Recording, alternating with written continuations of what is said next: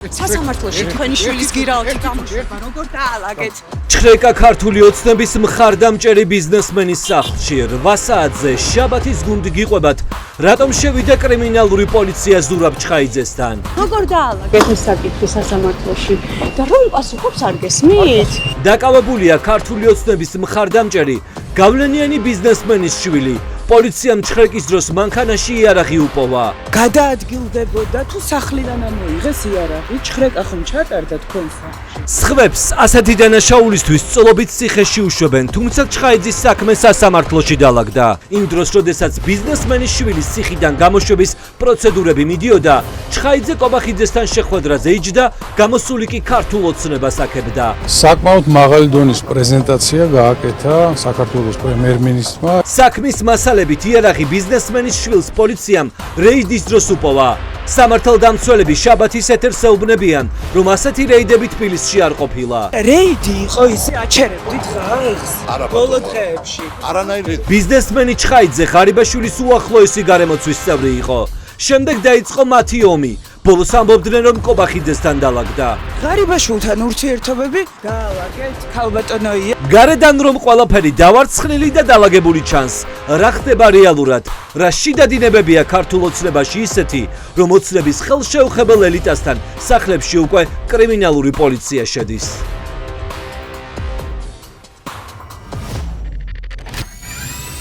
ნინო გალუსტაშვილის მამის რუსული დოსიე.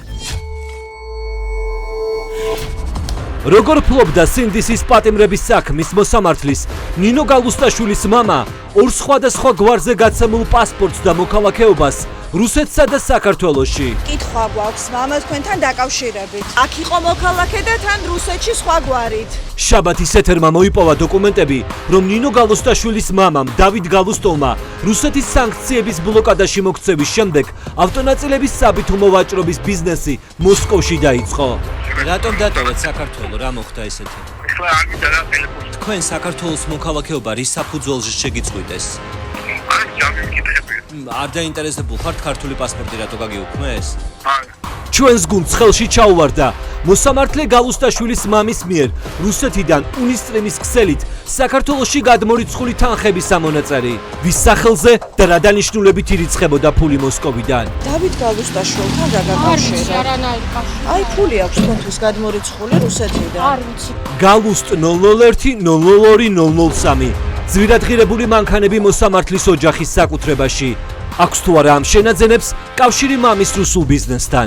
მამის ბიზნესთან დაკავშირებით მინდა გითხოთ. საუბარი შემიძლია ჩამკარგულობთ არს.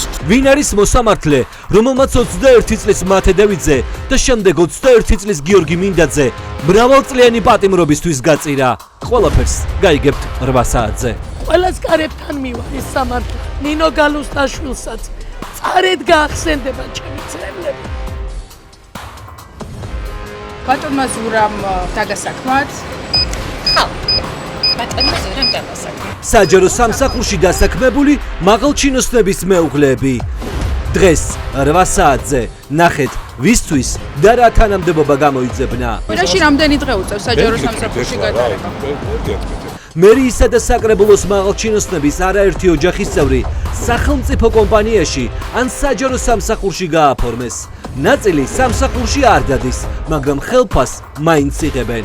როგორი არის ინფლუენსერი მეუღლის ყოლა? როგორ მოაწყეთ საჯარო სამსახურში? ბევრი კარგი პროექტი ხორციელდება ქალაქის რაიონში. დეკლარაციები დასტურდება, რომ ჯერ ქმრები ხდებიან ოცნების ლიდერები ან მაღალჩინოსნები, შემდეგ ჩნდება ადგილები მათი ოჯახის წევრებისთვის სახელმწიფო სამსახურში. ვინ დაასაქმა თქვენი მეუღლის სპორტის მუზეუმში? იყო თუ არა თქვენი რეკომენდაცია? ფული, კაბინეტი, მანქანა, ხანდახან პრემიაც და დანამატიც. ვინ რა პრივილეგიები მიიღო ქართული ოცნების ერთგულებისთვის? ის საკრებულოს წევრი იყო, როდესაც თქვენ უკვე საჯარო მოხელე გახდით. როდესაც მუზეუმებიდან დაწყებულმა საკადრო წმენდამ საგარეო საქმეთა სამინისტრომდე მიაღწია, ნახეთ, ვინ არის ამ დროს ხელშეუხებელი.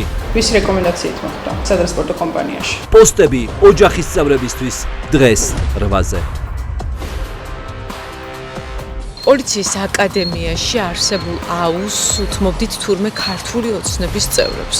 აუზს შეწირული თანამდებობა, რაც არ თქვა გახარიამ დაკითხვის დროს, გავიგეთ ჩვენ და 8 საათზე მოგიყვებით თქვენ. გამოიყენებოდა რაღაცა ელიტური ოჯახებისთვის სიამოვნების მისაღებად.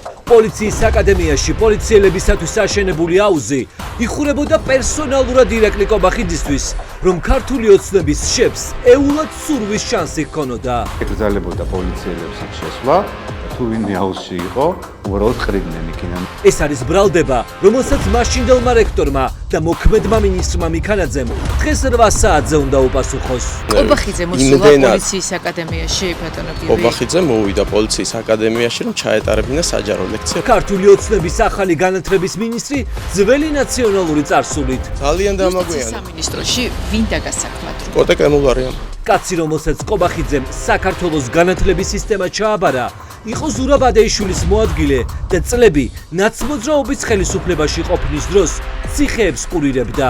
ის უნდა წასულიყო წესით იქიდან. ჩემი წამოსვლის მერე ისიც უნდა წასულიყო. შეეწირა თუ არა კობახიძის აუზზე ცურვას პოლიციის აკადემიის რექტორის პოსტი. ნახეთ დღეს 8 საათზე. გიორგი ცვაძე ბამბაში წეს. გაიგეთ ამბავი სუსიდან რომ გამოუშვიათ. წმენდა ოლიგარქის ძალოვნებში პოსტიდან გაუშვეს საიდუმლო სამსახურის მთავარი მაკონტროლებელი. გაკითხა თქვენმა მეგობარმა სუსიდან რატომ წამოვედით? მე გავდივარ ახლა მეჩქარებაში. სუსის გენინსპექციის შეფს ძველი დიდებიდან მხოლოდ სამშენებლო ბიზნესი და კაფელმეტლახის სავაჭრო ცენტრი შერჩა. სუსიდან რატომ გაუშვეს ქალბატონო?